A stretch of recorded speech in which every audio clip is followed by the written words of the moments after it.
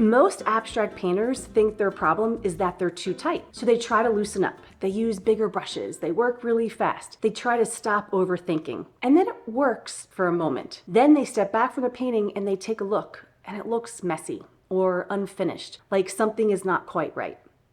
If that's been happening to you, it's not because you can't paint loose. It's because something is missing. And in this video, I'm going to show you what that is. So let's jump right in. First of all, my name is Andrea Sermansky, and I teach in-person painting retreats, and I have an online abstract painting course called Abstraction Beyond Boundaries. Now, I've got 30 years of painting experience, and I want to share some of these insights I've gained over these years. So let's take a look at the first painting I'm going to show you.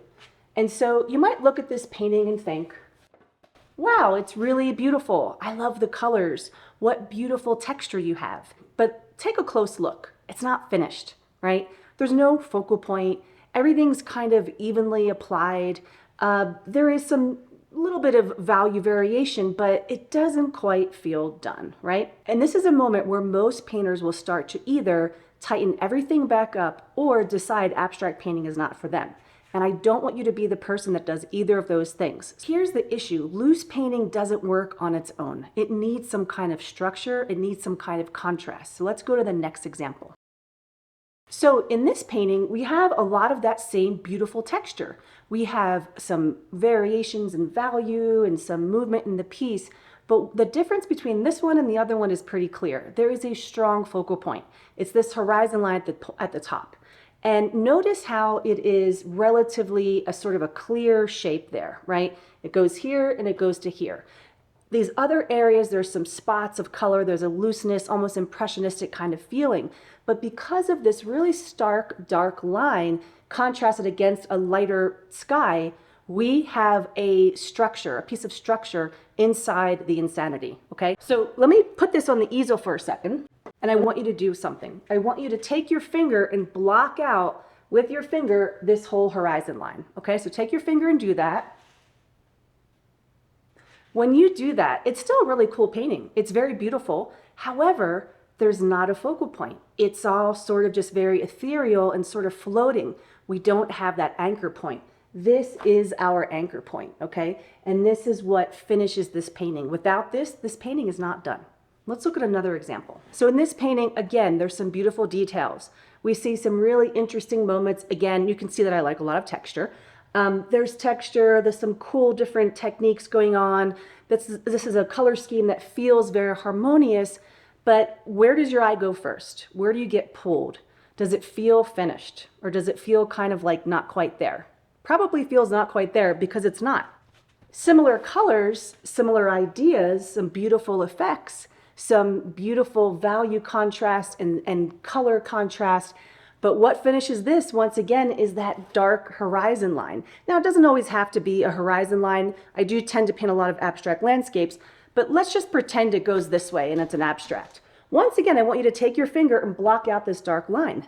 It's not going to feel finished, right? It'll feel like really cool and nice colors, but not quite done. Also notice that there are some beautiful loose marks here. There's some gesture marks and there's some drips. All of that is beautiful. And having those things is one thing, but having those things with some kind of understanding of composition and structure and focal point is key for an abstract painting to really finish strong. If you're enjoying this kind of analysis on paintings, I want to invite you to my hour-long free class.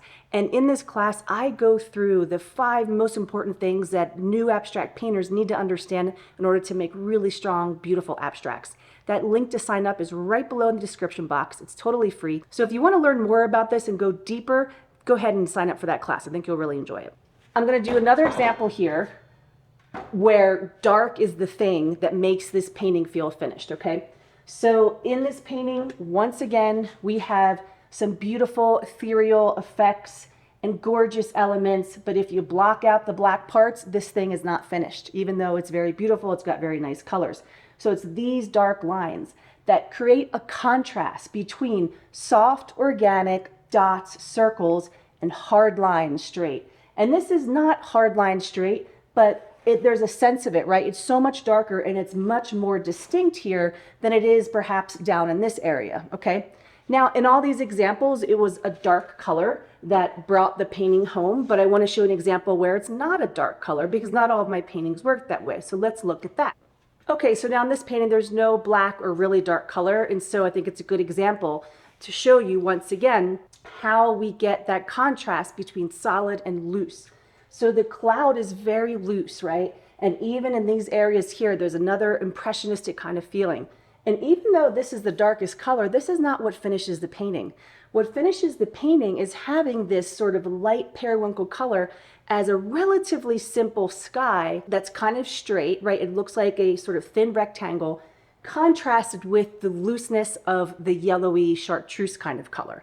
That's loose and cloudy and beautiful. So it's that contrast between, again, hard line edge and soft, okay? Contrast between a warmish color and a cool color, right? So it's that stark contrast that helps us to see the difference between the looser organic areas and brings us to the focal point, which probably your eye goes there first. And even though this is not just a plain blue, so take a look here at the sky and you can see this is actually a print. This is a giclée of one of my paintings that someone bought, and I really love this painting, so I made a giclée of it. Anyway, so there is some texture, visual texture to the sky. It's not just a plain color, but it reads as plain enough, as sort of undetailed, as straight line enough compared to all this sort of organic flow that gives us a sense of feeling that contrast that makes it feel finished. Now let's do one more here so I can really drive this point home. Once again, block out that dark. It's going to feel not quite done. There's no focal point, there's no anchor, right? So this becomes the anchor, but I want you to notice something. The other paintings, it was almost like a thicker line, right? It was really dark and it was almost sort of a consistent shape. This one is much more abstract. I didn't want to be so overt and have just like a rectangle there.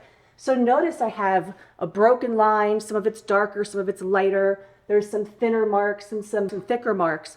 I wanted this to be a very subtle focal point that created that contrast that we need, but without being too over the top. Using this bright sort of canary yellow around that area also helps to bring us to that focal point, so it's not just about the dark line here. However, you can see this is a very loose painting.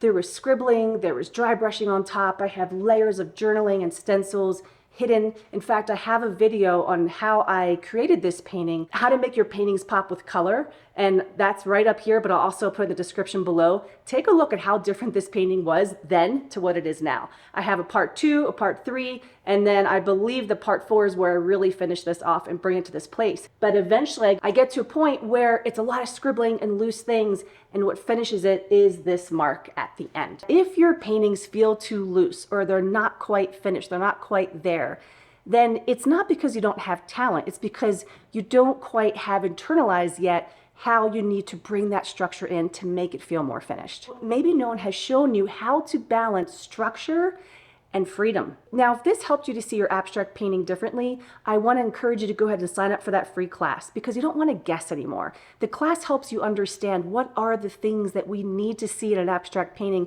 for it to be strong and actually shine. The thing is, anyone can make an abstract painting, but can you make your abstract painting sing? That's what we're going for. So that link is right below. If you have any questions at all or comments, go ahead and put them in the comments below. I like to respond to every single question, and be sure to hit the subscribe button and like this video so that YouTube knows that this content is worth watching. If you like this video, I bet you will love these two about what exactly I do to work through the messy middle in one of my paintings. So check these out.